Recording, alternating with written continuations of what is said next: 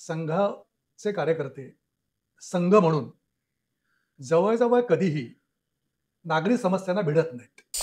त्याच्यामुळे नागरी समस्यांच्या बाबतीमध्ये मुळातच अ, एक प्रकारचं औदास्य किंवा उदासीनता या इथल्या सुशिक्षित मध्यमवर्गीय पांढरपेशा समाजामध्ये आहे. पक्षांतरं ही एक तत्कालीन घटना होती. आता जणू काही पक्षांतरं ही कायम सुरू राहणारी एखादी प्रक्रिया होती की काय समाज जीवनातली, राजकीय जीवनातली, असं आता वाटायला लागलं. नमस्कार. जनवाणीमध्ये आपल्या सर्वांचे स्वागत आहे. कल्याण डोंबिवली महानगरपालिकेच्या निवडणुका आता लवकरच ऑलरेडी जाहीर झाल्या आहेत, तर लवकरच आता त्या निवडणुकांची धामधूम सुरू होईल. आपण कल्याण डोंबिवली महानगरपालिकेच्या या येणाऱ्या ज्या निवडणुका आहेत त्या संदर्भात डोंबिवली आणि कल्याणमधल्या काही मान्यवर लोकांच्या मुलाखती घेत आहोत. आपण मान्यवरांच्या मुलाखती घेऊन हे जाणून घेणार आहोत की या शहरातले प्रश्न त्यांच्या दृष्टिकोनातनं सुटले गेले, लोकप्रतिनिधींच्या माध्यमातून किती सुटले गेले आणि त्यांना येणाऱ्या लोकप्रतिनिधींकडनं काय अपेक्षा आहेत, याशिवाय अजून काही आपल्याला त्यांच्याकडनं जाणून घेता येणार असेल तर आपण जाणून घेणार आहोत. यावेळेचे जे आपले मान्यवर पाहुणे आहेत ते आहेत डोंबिवलीतले प्रथित यश chartered accountant Shri Uday Karve sir. उदय कर्वे सरांची डोंबिवलीकरांना फारशी वेगळी ओळख करून द्यायची गरज नाही. ते डोंबिवली नागरिक सहकारी बँक जी या आपल्या शहराची मोठी बँक आहे त्याचे माजी अध्यक्ष होते. शिवाय पेंढारकर महाविद्यालयामध्ये ते प्राध्यापक होते. त्यांचा कल्याण डोंबिवली महानगरपालिकेच्या जेव्हा काही सुरुवातीला ज्या निवडणुका झाल्या त्याच्यामध्ये त्यांनी सक्रिय सहभाग सुद्धा घेतला होता, कारण की ते जनसंघाचे तेव्हा कार्य सुद्धा करत होते. त्यांचा संघाशी जवळचा संबंध सुद्धा आहे. विशेष बाब म्हणजे त्यांचं कुटुंब हे गेली डोंबिवलीमध्ये 100 वर्षापेक्षा जास्त कार्यकाळ राहते. आज ते त्यांची 4थी पिढी आहे या शहरातली. सर, जनवाणीमध्ये आपलं स्वागत आहे. नमस्कार. आपण जे मान्यवरांच्या मुलाखती घेतोय त्याच्यामध्ये हा मुख्य उद्देश आहे की या शहरामध्ये ज्या आता निवडणुका होणार आहेत कल्याण डोंबिवली महानगरपालिकेच्या मध्यंतरी प्रशासकीय राजवट होती, आता पुन्हा लोकप्रतिनिधींची राजवट येणार आहे. तुम्ही या राजकारणाशी जवळून पाहिलेलं आहे, या निवडणुका पाहिलेल्या आहात. तुम्ही या शहरातल्या समस्यांची नेहमी सोशल मीडियावरती व्यक्त पण होत असतात. माझा पहिला प्रश्न असा आहे की जसं मी मगाशी उल्लेख केला की तुमची 100 वर्ष झाली एक कुटुंब, कर्वे कुटुंब या शहरामध्ये राहते. तुम्ही लहानपणापासून हे शहर पाहिलेलं आहे.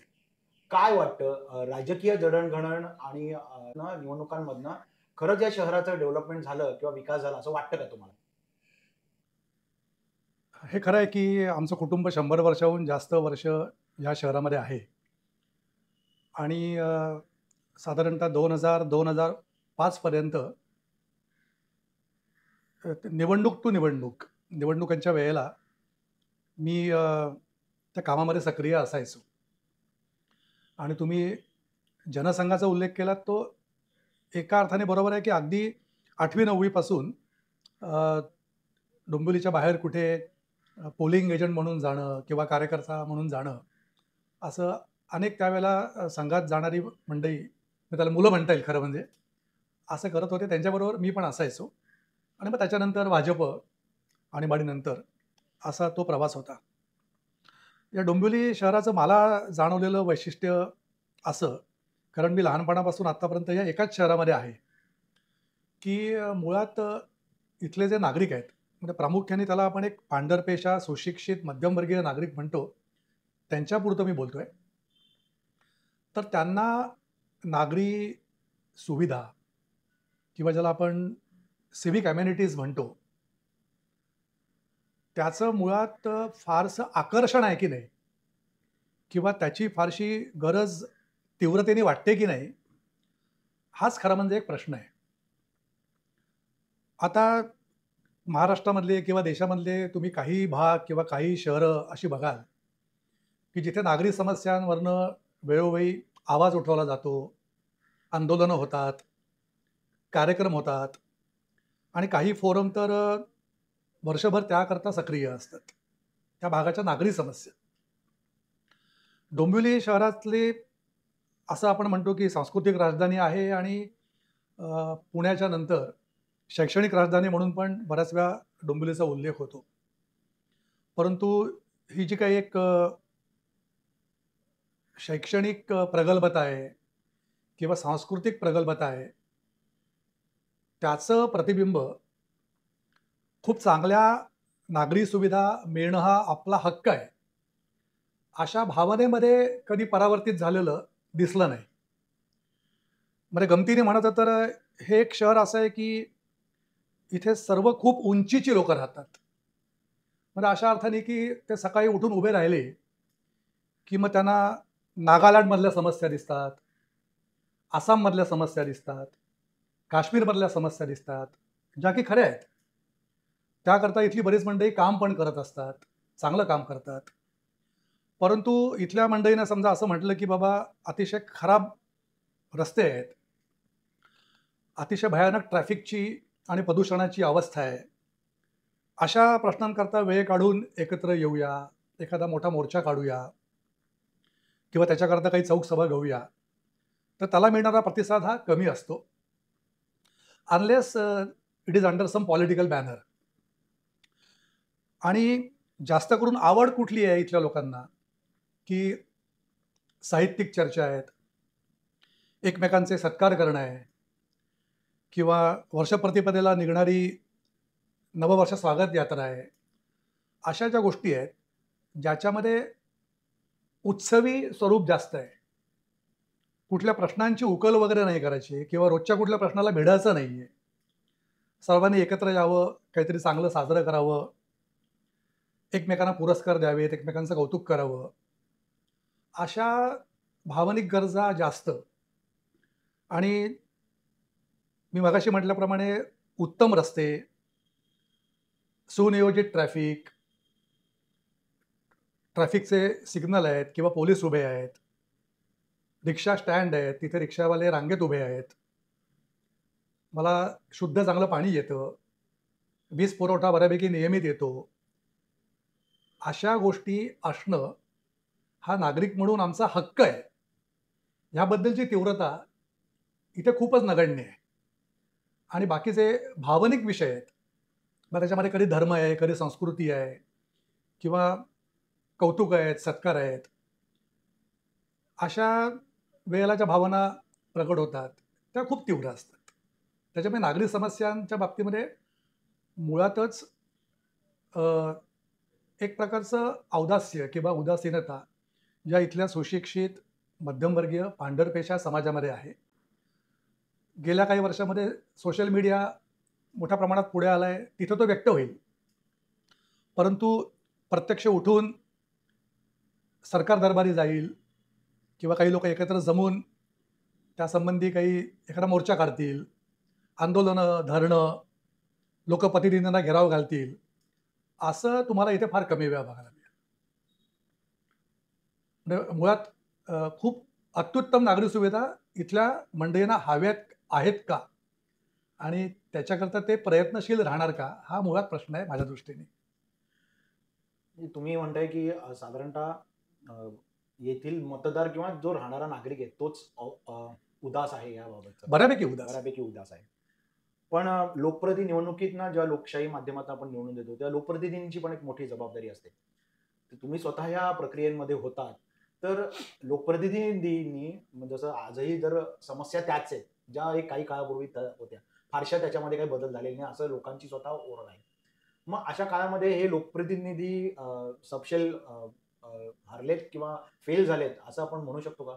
मी तुमचं काय मत आहे यावर? आता असं झालंय की जवळ एक अख्खी टर्म जर का निवडणुका वेळेत झाल्या असता, तर जी टर्म संपली असती किंवा संपायला आली असती, अशी एक 5 वर्षाची टर्म लोकप्रतिनिधींशिवाय गेली. आणि त्याच्यामुळे आत्ता म्हणजे तत्कालीन विचार केला तर आत्ता लोकप्रतिनिधी काही ठिकाणी खूप कार्यरत आहेत. म्हणजे जे शेवटी कधी निवडून आले आहेत नगरसेवक म्हणून, ते कार्यरत आहेत. काही ठिकाणी ते बिलकुल कार्यरत नाहीत, असे पण फीडबॅक आहेत. आणि बऱ्यापैकी संमिश्र अनुभव आहेत. म्हणजे मी ज्या भागामध्ये राहतो, मी राहतो सावरकर रोडला. इथे आमचे जे नगरसेवक आहेत संदीप पुराणिक, तर त्यांच्याबाबत मला स्वतःला आलेला अनुभव हा अतिशय चांगला आहे, अगदी कालपर्यंत, आजपर्यंत.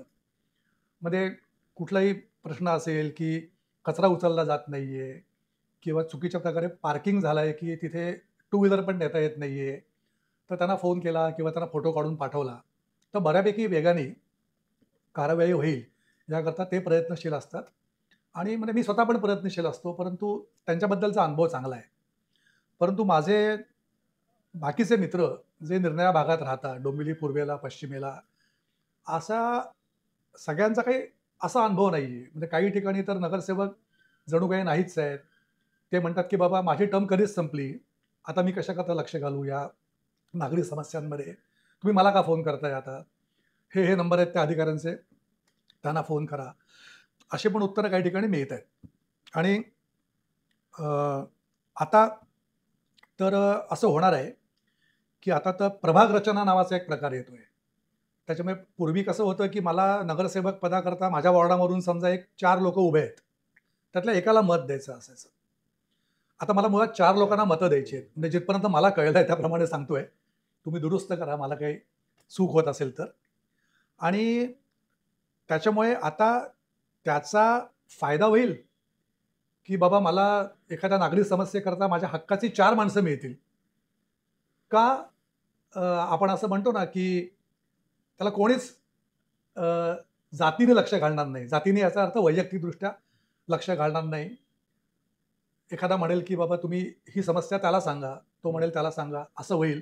हं, हा आता अनुभवाचा विषय आहे. कारण अशा प्रकारची प्रभाग रचना हं, हं, आणि अशा प्रकारचं मतदान, हं, प्लुरल व्होटिंग ज्याला आपण म्हणतो, की मी 4 लोकांना मत द्यायचंय. हं, हं. उभे असतील 8, 10, 12 किती ते माहिती नाही. आणि त्याच्यामुळे आता इथून पुढे ह्याचा आधीच्या पेक्षा चांगला अनुभव येईल का त्यातनं काहीतरी वेगळंच होईल आणि इट इज नोबडीज जॉब. म्हणजे everybody's job is nobody's Nobody job, job. असं होतं ना कधी-कधी. असं होईल ती आता अनुभवाची गोष्ट आहे.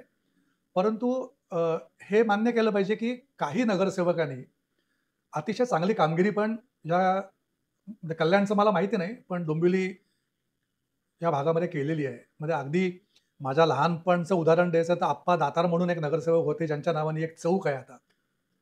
तर आप्पा स्वतः रोज सकाळी सायकलवरून जेव्हा सफाई कर्मचारी वगैरे यांची कामं सुरू होतात, तेव्हा संपूर्ण वॉर्डामध्ये चक्कर मारायचे, कामं नीट चाललेत की नाही बघायचे, सूचना करायचे. तुम्ही जेव्हा या नगरपालिकेच्या राजकारणात किंवा एक कार्यकर्ता किंवा एक सपोर्टिव्ह पार्ट म्हणून सहभागी होतात, अ, तेव्हाचे नगरसेवक किंवा तेव्हाची त्यांचा याच्याकडे बघण्याचा दृष्टिकोन शहराच्या विकासाकडे आणि आता एक तब्बल 20 वर्षानंतर जेव्हा तुम्ही आता याच्यात नाही आहात किंवा पण तुम्ही अ, बघताय एकूणच संपूर्ण लोकप्रतिनिधींची वर्तवणूक किंवा तुम्ही आता काही स्वतःचे अनुभव पण शेअर केले. तर तुम्हाला काय वाटतं, की आताच्या येणारे जे लोकप्रतिनिधी किंवा पक्ष तेव्हा जो क्रायटेरिया किंवा जो निकष लावून आपले उमेदवार ठरवत होते, तेच निकष लावून आजच्या घडीला उमेदवार देऊ शकतात? म्हणजे तेव्हाचे निकष हे काही त्यांचं काही शैक्षणिक पार्श्वभूमी बघून, समाजाविषयीची काही बघून म्हणजे तेव्हा पैसा ह्याच्यापेक्षा बाकीच्या गोष्टी हे होत्या. आजच्या घडीला ते लागू होईल असं वाटतं का तुम्हाला? म्हणजे काही चांगले निकष लावले जातील अशी आशा तर करूया आपण. म्हणजे मधली एक निवडणूक मला आठवतीये, आता मी वर्ष विसरलो, की त्यावेळेला बऱ्याच ठिकाणी असं घडलं होतं, की अ, लोकांना तो पक्ष मान्य आहे, पण उमेदवार मान्यच होऊ शकत नाही. असे उमेदवार बऱ्याच वॉर्डामध्ये दिले गेले होते. आणि मग त्यावेळेला लोकांनी काही पर्यायी मतदानाचा विचार केला. म्हणजे पिढ्यानपिढ्या ज्या एकाच निशाणीवरती किंवा एकाच पक्षाला मतं द्यायची जी सवय होती, त्याला गमतीने काही जण व्यसन म्हणतात. तर त्याच्यापेक्षा वेगळं काही तेव्हा लोकांनी केलं होतं. आणि डोंबिवलीसारख्या शहरात तरी बऱ्यापैकी शिकलेला, जो स्वतः उत्तम प्रकारे प्रशासनाशी बोलू शकेल, म्हणजे प्रामुख्याने मराठीमध्ये, गरज पडेल तेव्हा इंग्लिशमध्ये समस्या मांडू शकेल. कारण सर्व ठिकाणी असे अधिकारी मिळतील असं नाही की त्यांना मराठी कळेल. ह्या समस्या काही फक्त डोंबिवलीच्या प्रभाग कार्यालयामध्ये किंवा के-डी-एम-सीमध्ये नाही, तर अनेक वेळा मुंबईला जाऊन मंत्रालयामध्ये पण मांडायला लागतात. निरनिराळ्या सरकारी आस्थापनांमध्ये मांडायला लागतात. तर काही बेसिक अभ्यास आहे. नगरसेवकांची हक्क आणि कर्तव्य यासंबंधी काही त्याला माहिती आहे. म्हणजे निवडून येणं हा एक वेगळा गेम आहे. आजकाल तर तो वेगळ्याच विषयांवरती अवलंबून आहे. तर तुमच्याकडे मॅन पॉवर, मसल पॉवर, मनी पॉवर, तुम्हाला कुठल्या पक्षाचं तिकीट मिळालं आहे, ह्या गोष्टींवरती आहे. आणि तो खेळ आहे समजा 15-20 दिवसांचा. निवडून आल्यानंतर पुढची 5 वर्ष चांगल्या प्रकारे त्याने परफॉर्मन्स देणं. पहिले एक 6-8 महिने तो पक्षातील वरिष्ठ किंवा सिनियर कॉर्पोरेटर्स, आमदार, खासदार यांच्यावरती अवलंबून राहील, त्याच्यामध्ये काही चूक नाही, नव्याने आला असेल तर. पण पुढची किंवा शेवटची 3-4 वर्ष तरी तो स्वतंत्रपणे काही विचार करेल, जाणून घेईल समस्या. लोकांना वाटेल की ह्याला भेटावं, त्याचं काहीतरी एक ठिकाण असेल भेटण्याचं, त्याची काही वेळ असेल आणि तो असाही असावा की आपल्या घरी आला तरी हरकत नाही, असं मतदारांना वाटावं. अशा प्रकारचे निकष लावले जातील सर्वच पक्षांच्याकडून, अशी आशा करूया आपण. सुशिक्षितांचं शहर, सांस्कृतिक राजधानी म्हणून. आणि समजा असे निकष न लावता वाटेल त्याला तिकीटं दिली, तर दरवेळेला लोकांना गृहीत धरता येत नाही.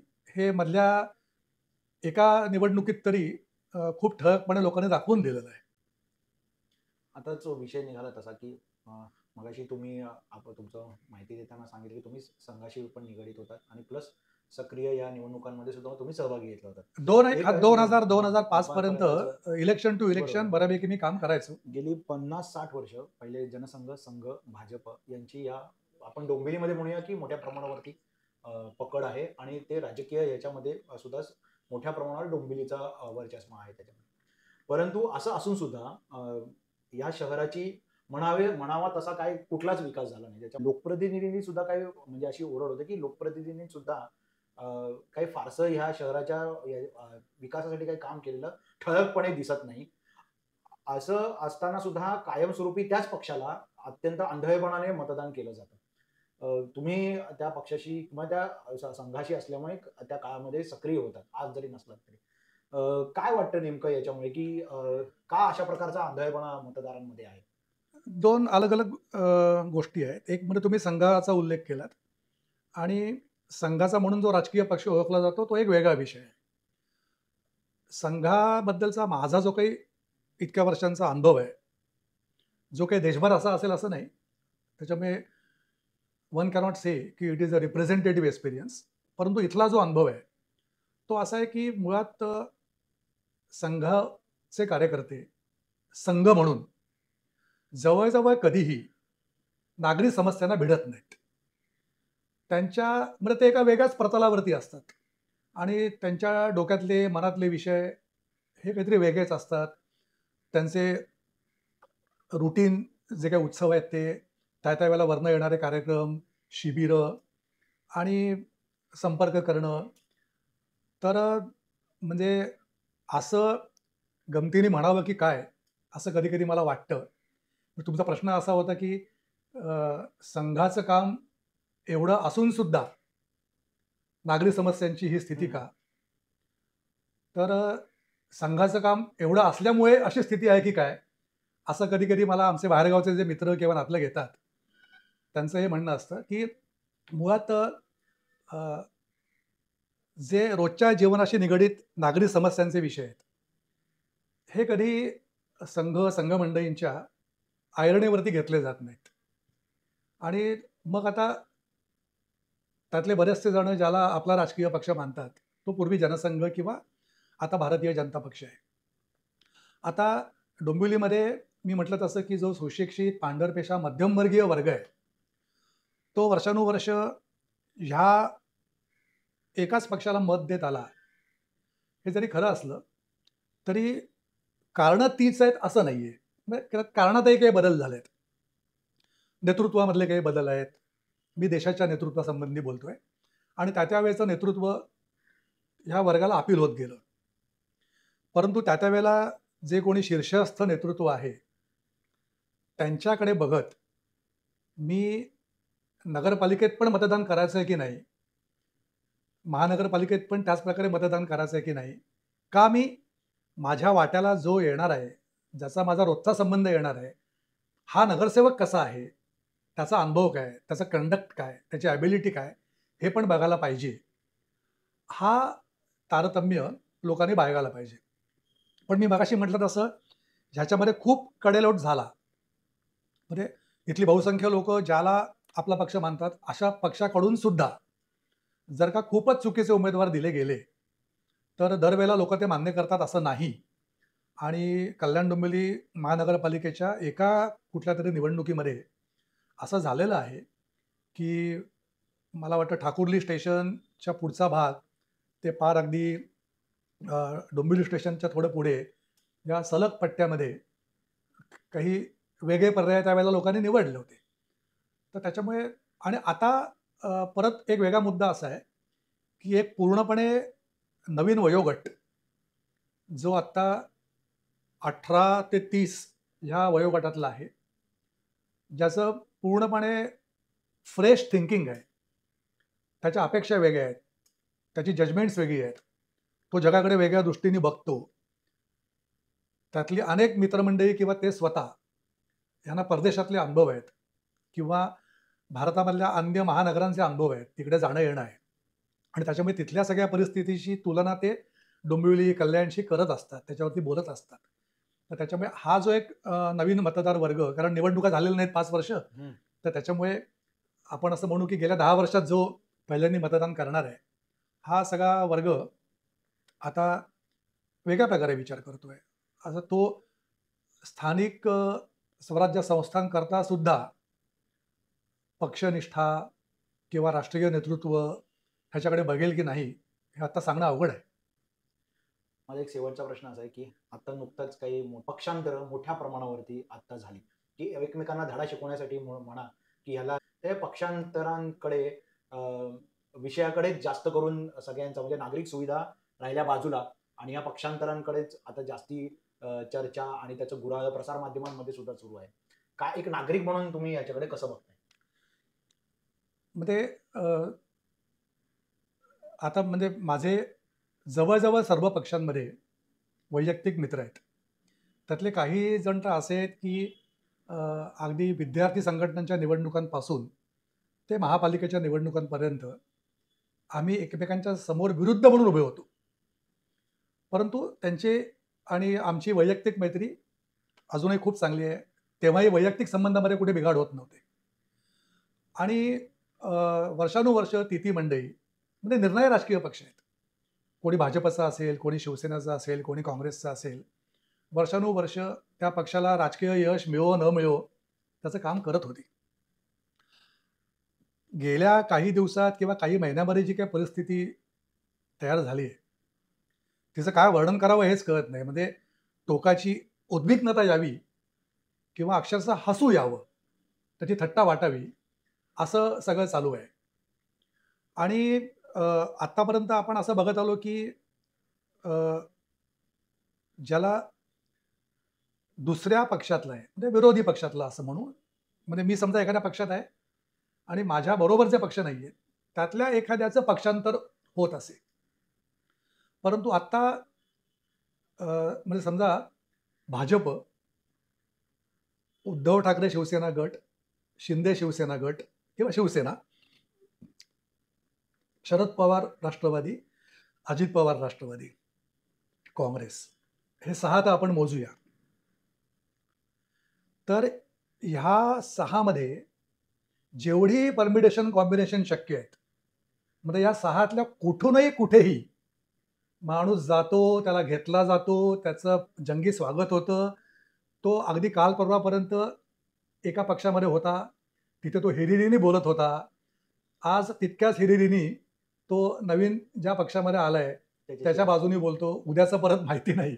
आणि म्हणजे आत्ता तर ही जी काही पक्षांतरं होत आहेत, ही त्या ठिकाणी मला तिकीट मिळेल किंवा माझी विनेबिलिटी वाढेल ह्या दृष्टीने होत आहेत. आता जेव्हा तिकीटं जाहीर होतील, वाटप होईल, तेव्हा परत काय होणार आहे, म्हणजे तेव्हा किती जण पक्ष सोडतील, पक्षांतर करतील. मध्ये 2 बातम्या ज्या आपल्या भागातल्या नाही आहेत, ऐकून वाईटही वाटलं, हसूही आलं की एका तरुण मुलाने, आणि बातमीमध्ये असं म्हटलं की तो संघाचा कार्यकर्ता वगैरे आहे, स्वयंसेवक आहे, त्याला तिकीट मिळालं नाही म्हणून आत्महत्या केली. आत्महत्या. आणि एक कोणी महिला आहे, तिला अशी निश्चित खात्री होती की त्यांना तिकीट मिळेल, तर त्यांना तिकीट मिळालं नाही म्हणून त्या घर सोडून 2 दिवस बेपत्ता होत्या आणि काहीतरी काल का आज त्यांचा ठावठिकाणा लागलाय.